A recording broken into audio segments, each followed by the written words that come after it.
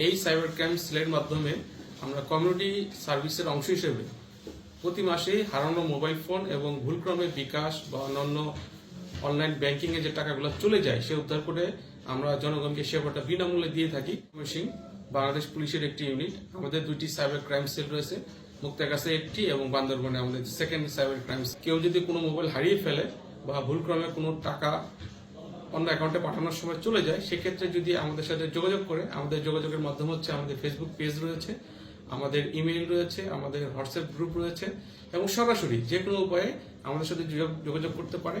আমরা 999-এর সাথে কানেক্টেড। সরাসরি আমাদের কাছে এসে যদি কেউ অভিযোগ করে, এই জন্য তাকে থানায়, যেই থানায় এই ঘটনাটা ঘটেছে বা বাংলাদেশের যে কোনো জায়গায় হোক না কেন, একটা জিডি করে সেই জিডির কপি যদি আমাদের কাছে দেয়, তাহলে আমাদের সাইবার ক্রাইম সেল এই হারানো মোবাইল এবং হারানোর বা ভুলক্রমে চলে যাওয়া টাকা উদ্ধারে আমরা সহযোগিতা করে থাকি। আজকে আমরা তারই অংশ হিসেবে প্রায় 83টি মোবাইল ফোন এবং 2 লক্ষের উপর টাকা ভুলক্রমে বিকাশের যে টাকাটা চলে গেছে সেই উদ্ধার করে প্রকৃত মালিককে ডেকে আমরা আজকে ফেরত দিলাম।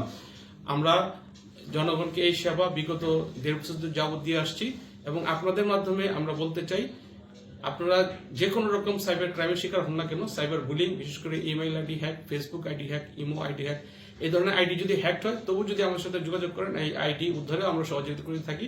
আমাদের সাইবার ক্রাইম সেলে যারা কর্মরত হয়েছেন, কনস্টেবল, এএসআই, সাব ইন্সপেক্টর, তারা অত্যন্ত দক্ষ এবং তার আন্তরিকতার সাথে এই কাজগুলো করে থাকে। আপনাদের সবাইকে ধন্যবাদ।